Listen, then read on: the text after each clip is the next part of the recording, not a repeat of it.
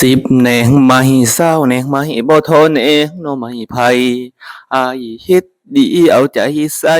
บ่ทอคนในใจนางอ้ายเฮ็ดดีอยู่ข้างๆยังบ่ฮักยังบ่สนคิดฮอดแต่คนบ้านไกลมาหาเจ้า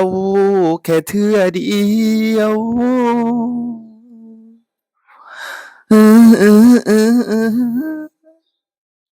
อย่ามาตีแถลงลมแนวลมบ่มีฝนอ้ายเฮ็ดดีเจ้าบ่รู้ตนเจ้าไปกับคนบ้านไกล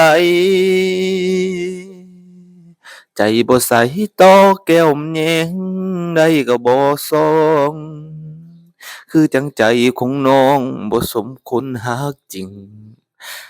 ใจบ่ใสต่อของแม่นตีได้ก็บ่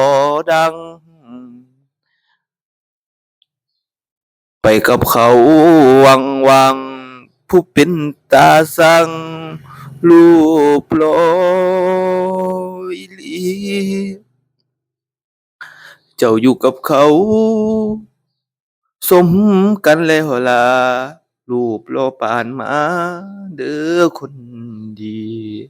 ให้มันคนขี้ร้ายปานเทวดาบ่สมแก้วตาผู้หน้าตาใสจบจากนี้อ้ายต้องขอลาเช็ดน้ำตาคือไหม